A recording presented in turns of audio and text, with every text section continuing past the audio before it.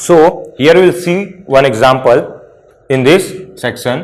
Conditional probability जो हमने theory पढ़ी है उसको हम एक प्रॉब्लम में हम लोग अप्लाई करके देखते हैं।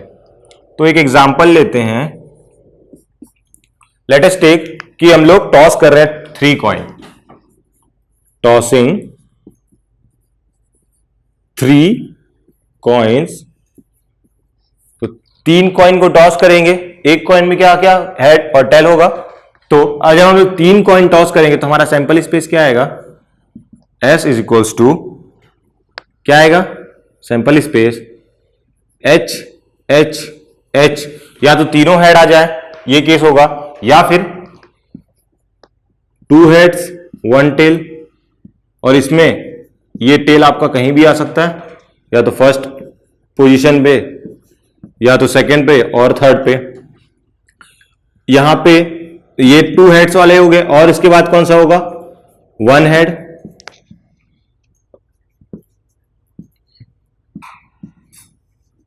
और 1 मोर ऑल टेल्स। तो ये हमारे पास सैंपल स्पेस आ गया when tossing a 3 coin. Okay, so यहां से ये कितने हैं, 1 2 3 4 5 6 7 8। तो हमारे पास 8 आउटकम्स आ गए for tossing a 3 coins.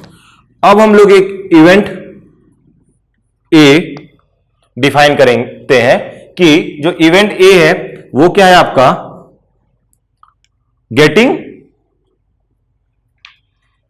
Exact, यहां पे देखते हैं getting exactly 2 heads, getting exactly 2 heads ले लेते हैं हम लोग। एक इवेंट है उसका नाम क्या दे रहे हैं हम लोग, गेटिंग एग्जैक्टली 2 हेड्स। तो यहां पे क्या होगा, ये हो जाएगा, ये आ जाएगा, ये आ जाएगा, 3 आएंगे हमारे पास। ए के लिए जो सेट होगा वो क्या होगा, H H T H T H and T H H। ये हमारा इवेंट का एक सेट हो गया, ए इवेंट का सेट हो गया which is a subset of S। सो यहां पे एक और इवेंट B, मैं एक और इवेंट B ले रहा हूं। B क्या बोल रहा हूं मैं कि B जो है वो क्या है, एटलीस्ट 1 हेड ले लेते हैं हम लोग। B जो B इवेंट है वो क्या है, एटलीस्ट 1 हेड। एटलीस्ट का मतलब क्या होता है, इधर 1 और 2 और 3, 1 या 1 से ज्यादा, 1 और 1 मोर देन 1। ओके, तो उसको क्या बोलते हैं हम लोग, एटलीस्ट। तो एटलीस्ट 1 हेड क्या हो जाएगा हमारे पास, B इवेंट। तो उसका क्या आ जाएगा इस हमारे पास सेट। यहां पे देखेंगे कि एटलीस्ट 1 हेड कहां पे है, यहां पे 1 हेड है, यहां पे भी 1 हेड है, यहां पे भी 1 हेड है, यहां पे 2 हेड है। तो ये आएगा क्या, हाँ ये भी आएगा, क्योंकि हम 1 एंड मोर बोल रहे हैं। तो ये आ जाएगा, ये आ जाएगा, ये आ जाएगा, सारे आ जाएंगे एक्सेप्ट दिस। तो यहां पे B का क्या बनेगा, H H H H H T H T H, और यहां पे T H H so on. यहां पे H, अगर यहां पे फर्स्ट हेड ले लूं, यहां पे सेकेंड,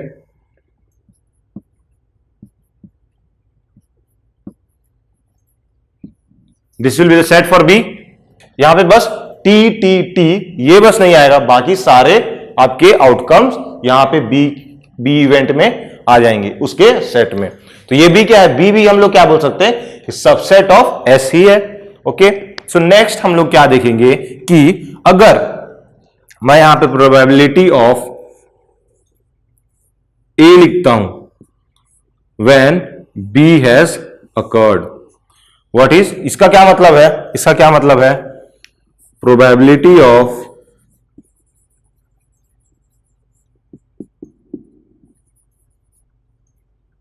A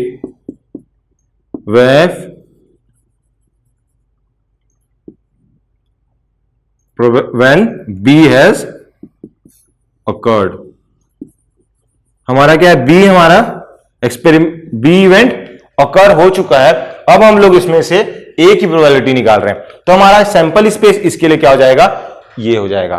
तो अगर हम लोग इसके लिए 2 मेथड है, पहला मेथड तो क्या है, डायरेक्ट हम लोग फॉर्मूला लगा के निकाल सकते हैं। जो हमें एग्जाम में करना है वो क्या होगा, P of A bye B is equals to P of A intersection B upon, यही हमने फॉर्मूला लिखा था, ये जो नीचे रहता है वही आता है ना नीचे, यहां पे ये ध्यान रखना है कंडीशनल प्रोबेबिलिटी में। तो ये हमारे पास फॉर्मूला आ गया। अब हम लोग इसमें वैल्यू पुट करेंगे तो क्या आएगा, P probability of A intersection B क्या होगा, A एंड B में कौन कौन से कॉमन है देखोगे आप, तो ये क्या है, ये किसका था, गेटिंग एग्जैक्टली टू हेड्स। तो इसमें से गेटिंग एग्जैक्टली टू हेड्स कौन कौन सा है, ये है आपका, ये है और ये है, इसी में टू हेड्स है, बाकी में तो इसमें 3 आ गए, इसमें 1 है, तो ये दोनों नहीं होंगे क्योंकि यहां पे एग्जैक्टली लिखा है, एग्जैक्टली। एटलीस्ट लिखता तो टोटल ले लेते, सारे ले लेते, 1 भी लेते, 2 भी लेते, 3 भी लेते। अगर एटलीस्ट 2 लिखता तो क्या लेते, एटलीस्ट 2 पे सेकेंड मतलब 2 हेड और थर्ड मतलब मोर देन 2 भी लेते, तो 3 हेड वाला भी हमें केस लेना पड़ता। लेकिन यहां एग्जैक्टली 2 बोला है तो हमारे पास 3 ही आउटकम आएंगे, 1, 2 एंड 3। तो यहां से इसकी प्रोबेबिलिटी क्या हो जाएगी, क्योंकि A इंटरसेक्शन B कितने हैं, 1, 2 एंड 3, तो यहां पे प्रोबेबिलिटी क्या हो जाएगी, A इंटरसेक्शन B की 3 अपॉन, ये टोटल आउटकम कितने हमारे पास 8, ये आ गया। सो अब P ऑफ B कितना होगा, ये कितना होगा P ऑफ B, ये कितने टोटल आउटकम्स कितने, 7 अपॉन 8 हो गया। इंडिविजुअल प्रोबेबिलिटी निकाले A इंटरसेक्शन B और दोनों को डिवाइड कर दिए, तो हमारे पास क्या आ गया आंसर में, हमारे पास आंसर में आ गया 3 अपॉन 7।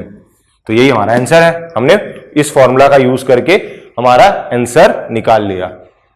अब इसमें देखते हैं कि एक्चुअल में ये तो फॉर्मूला यूज करके निकाला, जो हमारा पहला मेथड था, जो हमने पहले इंडिविजुअली उसको विजुअलाइज करके निकाला था, वो कैसे निकाला था बताइए, कि इसमें हमारा सैंपल स्पेस अब क्या हो गया, B हमारा सैंपल स्पेस हो गया।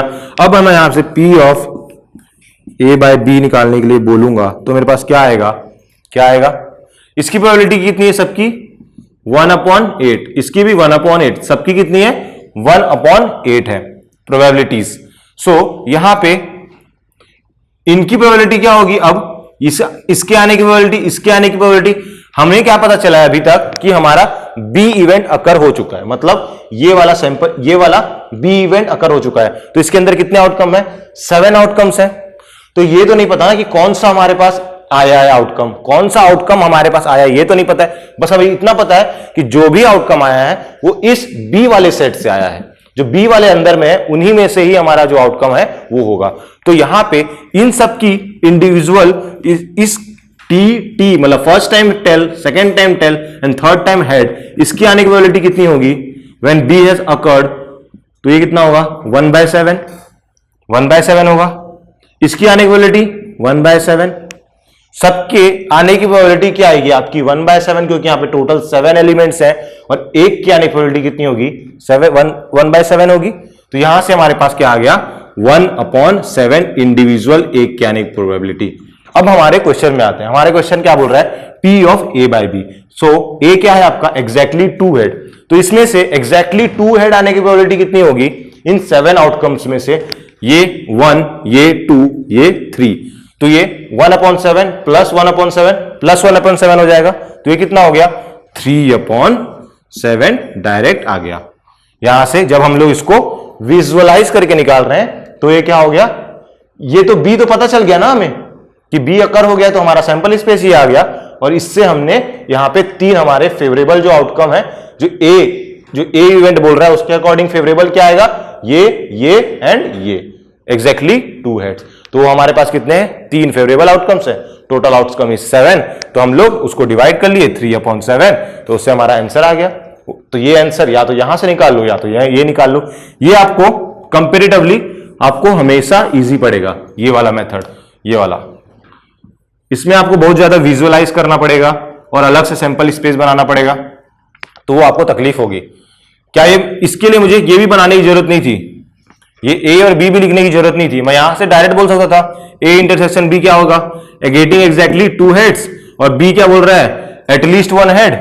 तो एटलीस्ट 1 हेड में क्या होगा, ये सारे क्या एटलीस्ट 1 हेड के आएंगे यहां तक, और उसमें से एग्जैक्टली 2 हेड कौन कौन सा आएगा, ये और ये, बस। तो यहां पे एग्जैक्टली वाले का 3/8 आ गया, और टोटल क्या एटलीस्ट 1 का क्या आएगा 7/8। एक और चीज मैं बताता हूं यहां पे आपको कि जब भी आपको यहां जैसे B, अगर मेरे को सिर्फ प्रोबेबिलिटी ऑफ B चाहिए तो प्रोबेबिलिटी ऑफ B क्या बोल रहा है, at least one head. At least one head का क्या मतलब हुआ, या तो वन हेड या तो टू हेड या तो थ्री हेड। यहां तीन ही बार टॉस कर रहे हैं, अगर जितनी बार टॉस करते तो one and more than one आता है। तो ये इसको क्या लिख सकते हैं हम लोग, वन माइनस नो हेड। ये तो यही होगा ना, एटलीस्ट वन मतलब या तो एक हेड या तो टू हेड या तो थ्री हेड या तो फोर हेड या तो फाइव हेड। तो इसको क्या लिखेंगे कि वन माइनस नो हेड कर लेते हैं। वन क्या है हमारे पास टोटल, उसमें से माइनस नो हेड कर लूंगा तो हमारे पास सारे हेड्स की प्रोबेबिलिटी आ जाएगी, एटलीस्ट वन मतलब वन से ज्यादा की। तो ये हम लोग ऐसा कर सकते हैं। तो यहां से अगर मैं निकालूंगा तो क्या आएगा, वन माइनस ये जो नो हेड है इसकी प्रोबेबिलिटी क्या आएगी। इसमें देखोगे किसमें नो हेड आ रहा है, बस एक ही आउटकम है जिसमें नो हेड आ रहा है। तो ये इसकी प्रोबेबिलिटी क्या है, 1/8। तो 1/8 है तो यहां से इसकी प्रोबेबिलिटी क्या आ जाएगी, 8 माइनस 1 इज 7 और ये क्या हो जाएगा 7/8। तो ये 7/8, यहां से भी P ऑफ B 7/8 आ रहा था और यहां से भी 7/8 आ रहा है। तो ये जब भी आप एटलीस्ट दिया हो तो ये आप यूज कर सकते हैं। एटलीस्ट वन हेड मतलब वन माइनस नो हेड। यहाँ पे एटलीस्ट वन हेड की जगह यहाँ पे अलग अलग एक्सपेरिमेंट में आपको अलग अलग चीजें हो सकती है। तो वन माइनस नो जो भी यहाँ पे गिवन हो वो लिख लेना, और उससे ये एग्जांपल हमने देख लिया है। सो अपने पास नेक्स्ट एक एग्जांपल है, उसमें हम लोग क्या बोल रहे हैं, रोलिंग टू डाइस। इसमें हम लोग क्या कर रहे हैं, दो डाइस रोल कर रहे हैं। तो हमारे पास सैंपल स्पेस क्या आएगा, यहां पे सैंपल स्पेस क्या आएगा, अगर मैं दो डाइस रोल कर रहा हूं तो वन वन, या तो वन आएगा फर्स्ट में और सेकेंड में भी वन आ जाए, और 1,2, या तो फर्स्ट में वन एंड सेकेंड में टू। सिमिलरली 1 3, 1 4, 1 5 एंड 1 6, और 2 1, 2 2, 2 3, 2 4। सिमिलरली ऐसा आएगा,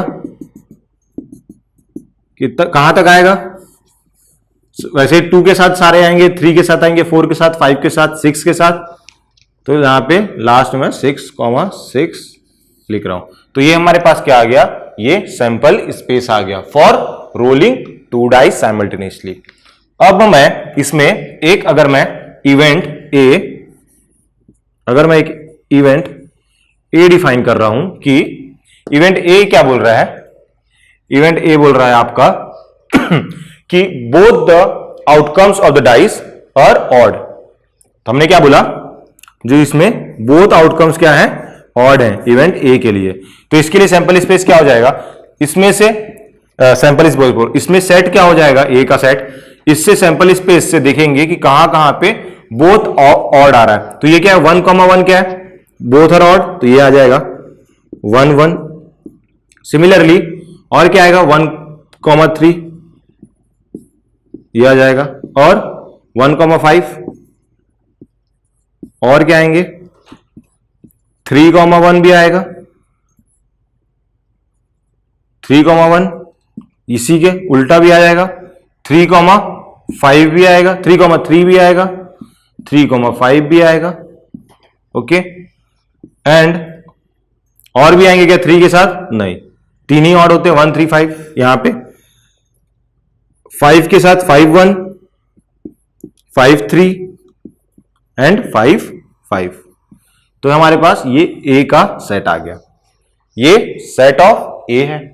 देन यहां पे नेक्स्ट क्या आएगा, अगर मैं यहां पे लिखूंगा बी में कोई इवेंट डिफाइन कर रहा हूं और मैं बोल रहा हूं सम, इसका इन दोनों का सम क्या आना चाहिए, सम इक्वल टू 7। अगर मैं सम इक्वल टू 7 यहां पे बोल रहा हूं, B is a event that is sum equal to getting sum equal to 7 on rolling two dice. तो यहां पे बी का सेट क्या हो जाएगा हमारे पास, सम 7 कब कब आएगा, कब आएगा 7 सम, एक तो अगर मैं 1 से शुरुआत करूं, अगर मैं यहां पे 1 लेता हूं तो क्या मैं ऐड करने से मेरे पास 7 आएगा? 6, यहां पे 1 6, तो यहां पे 6 1 भी होगा आपके पास अगर 1 6 है तो। सिमिलरली नेक्स्ट 2 5, तो यहां पे 5 2 भी आएगा। और 3 4, 4 और 3 को भी ऐड करेंगे तो हमारे पास 7 आता है। तो ये कितने हो गए? 1 2 3 4 5 6। और भी 7 आएगा क्या ऐड करने से? नहीं, और नहीं आएगा। तो हमारे पास ये एक सेट हो गया जो सैंपल स्पेस का सेट है।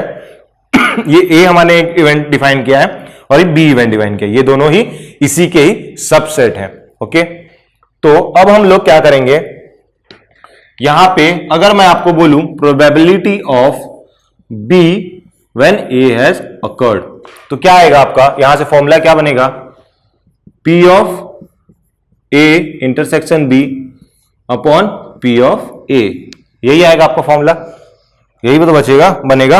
अगर मैं यहां पे ए और बी में कॉमन देखूं तो कौन कौन से कॉमन आएंगे बताइए? ए और बी इंटरसेक्शन है, तो इसमें से कौन सा ये दो आउट जो आ रहा है 1 6 दो आपके डाइस फेस में सामने आ रहे हैं वो इसमें भी हैं। अब देखो क्या 1 6 है क्या? नहीं है। 6 1 भी नहीं है। 2 5 भी नहीं है। ये क्या था? ऑड। बोथ ऑड किसमें है? इसमें ये वाला आएगा 2 5 नहीं आएगा, ये भी नहीं आएगा, ये भी नहीं आएगा और ये भी नहीं आएगा। हमने क्या लिया है? सम 7 लिया था ना, तो इसलिए नहीं आ रहा है। क्यों? सम 7 कब आएगा?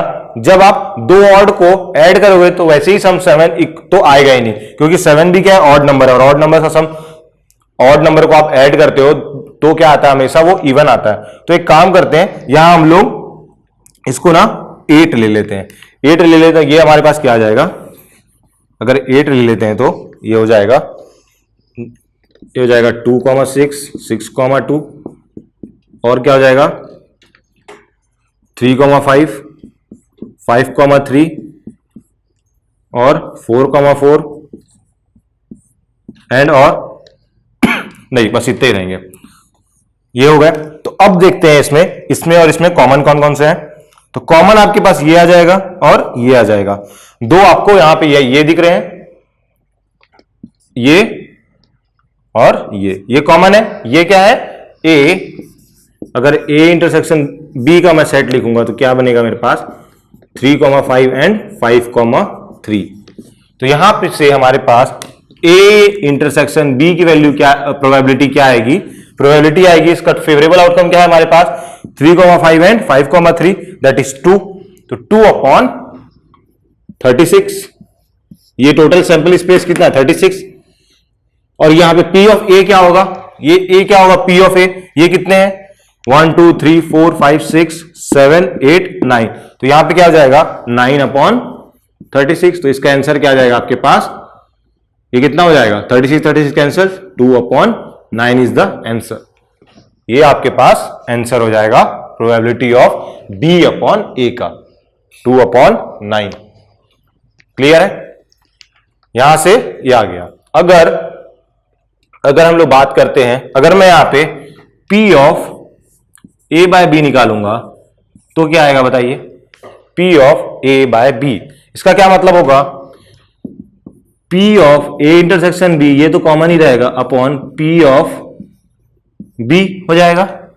अब मैं यहां से A इंटरसेक्शन B का कॉमन क्या है? 3 5 और 5 3, ये तो सेम ही है, तो इसकी वैल्यू क्या आएगी? ये तो आपका सेम ही आएगा, 2 अपॉन 36। और इसकी वैल्यू P ऑफ B, ये कितने एलिमेंट्स है? 1 2 3 4 5, तो ये कितना हो जाएगा आपका? 5 अपॉन 36। तो इस केस में आपका आंसर क्या आ जाएगा? 2 अपॉन 5।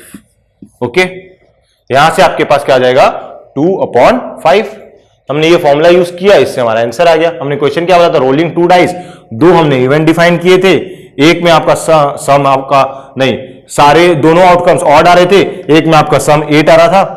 उसके बाद हमने P B बाय A, मतलब व्हेन B का प्रोबेबिलिटी चाहिए था व्हेन A हैज अकर्ड, और ये हमने A की प्रोबेबिलिटी निकाल ली व्हेन B हैज अकर्ड। तो यहां से हमें ये आ गया। तो आप देखना, एक काम करते हैं हम, आप ना इसको इधर लेके आओ, इसको इधर लेके आओ, तो यहां पे अगर मैं P of A intersection B निकालूंगा का फॉर्मूला, यहां पे क्या आ जाएगा, P of B multiplied by P of A bye B। और ये इक्वल किसके होगा, अगर मैं इसको मल्टीप्लाई करूंगा इधर, क्या आ जाएगा, P of A multiplied with P of A intersection B। यही होगा, नहीं गलत, यहां पे B बाय A आएगा, यहां पे B अपॉन A आ जाएगा। सो अगर हम लोग यहां पे P of A intersection B की प्रोबेबिलिटी निकालने को, अगर निकालना हुआ तब कैसे निकालेंगे, मल्टीप्लीकेशन, ये इन दोनों को, अगर कभी ये आपको गिवन हो और ये आपको निकालना हो तब कैसे निकालेंगे। P ऑफ B कितना था हमारे पास, P ऑफ B कितना था, ये तो 5/3 था, ये 5/3 था, 36 था, multiplied with P of A bye B, A bye B कितना आ रहा है आपका, A बाय B इज 2/5, तो ये हो जाएगा 2/5 is equals to P of A क्या है आपका 2/9, ये वाली लिख रहा हूं मैं 2/9, और ये P ऑफ B कितना होगा आपका, नहीं यार, P ऑफ A कितना था आपका 9/36 था ना, और ये P of B by A क्या है आपका 2/9 है। तो यहां से देखना ये किसकी वैल्यू क्या आएगी, दोनों में ही सेम ही आएगी वैल्यू ना, क्यों, क्योंकि इक्वल है, यहां हमने फॉर्मूला में ही लिखा था इक्वल है, तो यहां तो वैल्यू तो सेम आनी ही चाहिए। तो यहां से 9 कैंसिल हो गया, यहां से 5 कैंसिल हो गया, इसकी वैल्यू क्या आ गई 2/36। P of A intersection B is 2/36, और ये यहां भी आपका 2/36 P of A intersection B, हमने यहां से भी वही निकाला था, तो यहां से भी वही आ रहा है। ओके, ये हम लोग इसको मल्टीप्लीकेशन प्रॉपर्टी भी बोलते हैं, ये A intersection B is equal to P of B into P of A bye B। अगर मैं यहां पे एक और चीज आपसे डिस्कस करूंगा इंडिपेंडेंट इवेंट से रिलेटेड, सो यहां पे कंडीशनल प्रोबेबिलिटी में आपको इंडिपेंडेंट इवेंट में और क्लैरिटी मिलेगी, कैसे, जैसे कि अगर मैं बोलूं A and B are independent, A and B are independent, अगर इवेंट होंगे A and B are independent event क्या होंगे, जैसे कि फॉर एग्जांपल इंडिपेंडेंट इवेंट का एग्जांपल कि अगर आप आपकी प्रोबेबिलिटी है ऑफ पासिंग इन मैथ्स, अगर मैथ्स में आपके पास होने की प्रोबेबिलिटी आपकी 1 या फिर 3/5 है, मान लेते हैं कि मैथ्स में पास होने की प्रोबेबिलिटी, और केमिस्ट्री में पास होने की प्रोबेबिलिटी आपकी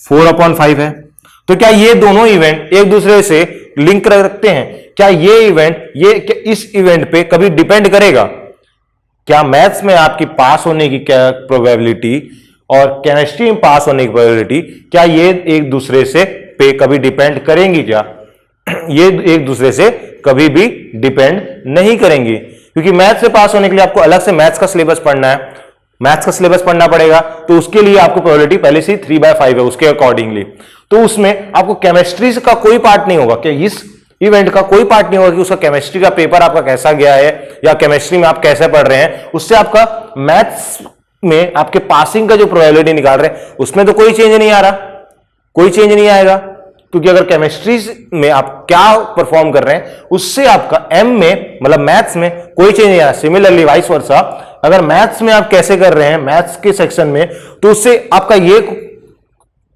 कभी भी डिसाइड नहीं होगा कि आप केमिस्ट्री में पास होंगे या नहीं। तो ये बोथ दिस इवेंट्स आर क्या है, ये both events are independent events, ये both this events are independent events, इसी को हम लोग इंडिपेंडेंट बोलते हैं। तो यहां पे अगर मैं एम और सी का इंटरसेक्शन लूंगा तो मेरे पास 5 आएगा। सो यहां पे हमने एक इंडिपेंडेंट इवेंट, ये दोनों क्या, both are these are independent events. So एक एग्जांपल लेते हैं हम लोग, एक और एग्जांपल, उसे समझने की कोशिश करते हैं इंडिपेंडेंट इवेंट को। तो मान लेते हैं कि मेरे पास H probability of getting head कितना है हमारे पास 1/2 है, प्रोबेबिलिटी ऑफ गेटिंग टेल कितना है हमारे पास 1/2 है। अगर कॉइन टॉस करते हैं, तो अगर मैं मान लेता हूं कि मैं कॉइन 2 बार टॉस कर रहा हूं, 2 बार टॉस कर रहा हूं और एक ही कॉइन को 2 बार टॉस कर रहा हूं ना। फर्स्ट मैंने टॉस किया एक कॉइन और मैं वापस से उसको टॉस कर रहा हूं, या फिर आप दूसरा कॉइन भी ले सकते हैं, कोई चेंज नहीं आएगा। तो यहां पे अगर मैं फर्स्ट टाइम, और हम लोग प्रोबेबिलिटी निकाल रहे हैं कि बोथ एक्सपेरिमेंट में हमारे पास हेड ही आ रहा है, हेड ही आ रहा है, मतलब फर्स्ट टाइम में भी हेड आ रहा है एंड सेकेंड टाइम में भी हमारे पास हेड ही आ रहा है। अब हमारे पास बोथ हेड आ रहा है, तो उसका अगर हम लोग इंटरसेक्शन निकालने की कोशिश करेंगे H1 इंटरसेक्शन H2, तो इसकी प्रोबेबिलिटी क्या होगी कॉमन जिसमें बोथ हेड आए, तो वो क्या होगा P of H1 intersection H2 निकालेंगे। तो हमने फॉर्मूला देखा था, इससे क्या फॉर्मूला देखा, ये यहां क्या हो रहा है P ऑफ, यहां से मैं क्या लिख सकता हूं P of H1 multiplied by P of H2, मतलब ये P ऑफ H1 क्या है, getting head at the first place, मतलब पहली बार हम लोग कॉइन टॉस कर रहे हैं तो वहां पे हमारे पास हेड आ रहा है। और P ऑफ H2 क्या है, जब सेकेंड टाइम हम टॉस कर रहे हैं तो वहां पे हमारे पास हेड आ रहा है। सो यहां से हम लोग क्या बोल सकते हैं कि when P of H2 when P of H1 occurs, तो ये तो हमारा फॉर्मूला हो गया, ये हमारा फॉर्मूला हो गया। सो यहां से P ऑफ H1 कितना है हमारे पास, हेड आने की प्रोबेबिलिटी फर्स्ट टाइम में कितनी है, दैट इज 1/2, और probability of getting head in the second time वो कितनी है 1/2, वो भी तो 1/2 ही है, तो वो भी क्या होगी 1/2। तो क्या इससे फर्क पड़ेगा क्या कि आपका पहले में आपका क्या आया है, ये अगर फर्स्ट टाइम में आपका हेड आया है या टेल आया है, इससे कोई फर्क पड़ेगा क्या कि आपका सेकेंड टाइम हम लोग एक्सपेरिमेंट कर रहे हैं तो उसमें हेड आएगा या टेल, कोई फर्क पड़ेगा क्या, नहीं पड़ेगा। अगर क्या डिपेंड कर रहा है क्या, जो H1 क्या डिपेंड कर रहा है H2 सेकेंड टाइम में आपका हेड आ रहा है, वो क्या डिपेंड कर रहा है कि आपका फर्स्ट टाइम में कॉइन किस साइड फ्लिप है, ये तो कोई डिपेंड नहीं कर रहा। इसीलिए हम लोग ये P of H2 upon H1 भी क्या आएगा 1/2 ही आएगा, क्योंकि सेकेंड टाइम में हेड आने की प्रोबेबिलिटी हमारी 1/2 ही रहेगी। यहां पे अगर टेल भी आया होता तो भी उसकी प्रोबेबिलिटी 1/2 रहेगी। ऐसे इवेंट्स को हम लोग क्या बोलते हैं, इंडिपेंडेंट इवेंट्स। ऐसे इवेंट्स को क्या बोलते हैं, independent event. H1 and H2 both are independent event. First time में हेड आ रहा है और सेकेंड टाइम में हेड आ रहा है, इसमें कोई आपका डिपेंडेंसी नहीं है, कोई डिपेंडेंसी नहीं है इसमें। अगर फर्स्ट में टेल आए तो इसमें हेड आने की प्रोबेबिलिटी सेम रहेगी, कोई चेंज नहीं आ रहा है आपका। H2 अगर बाय H1 कर रहे हैं, इसमें कोई चेंज आ रहा है क्या, नहीं आ रहा है। तो यहां से क्या बोलेंगे H1 and H2 are both these are independent events. Okay, mutually exclusive और इंडिपेंडेंट इवेंट, इसमें कंफ्यूज नहीं होना है। यहां पे डिपेंड नहीं कर रहा है, क्यों, क्योंकि जब हम लोग सेकेंड टाइम एक्सपेरिमेंट कर रहे हैं वो बिल्कुल अलग ही एक्सपेरिमेंट है, एक्सपेरिमेंट ही अलग है, वो इवेंट एक्सपेरिमेंट ही अलग है। कॉइन को हम लोग एक और बार टॉस कर रहे हैं तो उसका सैंपल स्पेस अलग होगा। जो फर्स्ट वाले के लिए सैंपल स्पेस है, फर्स्ट वाले का सैंपल स्पेस क्या होगा H1 और T1, सिमिलरली सेकेंड वाले के लिए H2 T2। अगर जो दूसरा कॉइन है उसका सैंपल स्पेस अलग होगा ना, तो दो ऐसे इवेंट्स जो इसमें, तो इसीलिए हम लोग यहां पे जब भी आपका, यहां पे मैं लिख लेता हूं, इसमें ये जो फॉर्मूला है ये आपका इंडिपेंडेंट इवेंट के केस में चेंज हो जाता है। इसमें क्या होगा, P ऑफ आपका A bye B equal to P of A ही होगा in case A and B are independent events.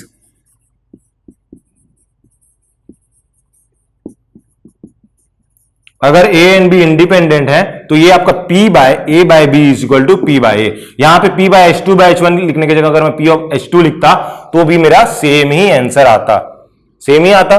तो ये A and B are independent events में, तो P of A when B has been occurred, यहां पे ये चेंज क्यों आ रहा था, ये P of A bye B में इसकी वैल्यू क्या आ रही थी, P of A bye B is equal to 2/5, और P ऑफ A क्या था हमारा, क्या था कि all both the faces of the dice are odd. तो उसके लिए ऑड में मतलब टोटल फेवरेबल आउटकम्स क्या थे, 9 थे, तो आनी क्या चाहिए थी P ऑफ A, अगर सिर्फ मैं P ऑफ A की प्रोबेबिलिटी निकालता तो 9/36 आती P ऑफ A की प्रोबेबिलिटी, लेकिन यहां पे A और B क्या डिपेंड कर रहे हैं एक दूसरे ऊपर, इसलिए P by A bye B is equal to not equal to P by A आ रहा है। यहां पे 2/5 आ रहा है और यहां पे 9/36, ये दोनों इक्वल तो है नहीं। क्यों इक्वल नहीं है? क्योंकि ये डिपेंडेंट है। जब B अकर हो गया तो P ऑफ A की प्रोबेबिलिटी उसमें चेंज आएगा कुछ ना कुछ, यहां पे लेकिन कोई चेंज नहीं आ रहा था। इसीलिए जब इंडिपेंडेंट इवेंट्स होते हैं तो जो B अकर हो चुका है या नहीं हुआ है उससे कोई फर्क नहीं पड़ता हमें, जब हम लोग A की प्रोबेबिलिटी निकाल रहे हैं। ऐसे इंडिपेंडेंट इवेंट्स को लिए P by A bye B equal to क्या होगा? P of A। तो यहां से आप देखोगे कि अगर मैं इस फॉर्मूला को लिखने की कोशिश करूंगा तो मेरे पास क्या आ जाएगा? When A and B are independent events, P of A intersection B is equals to P of B multiplied with P of A। तो ये दोनों क्या हो जाएंगे? मल्टीप्लाई हो जाएंगे when these two are A and B independent event होंगे तो। ओके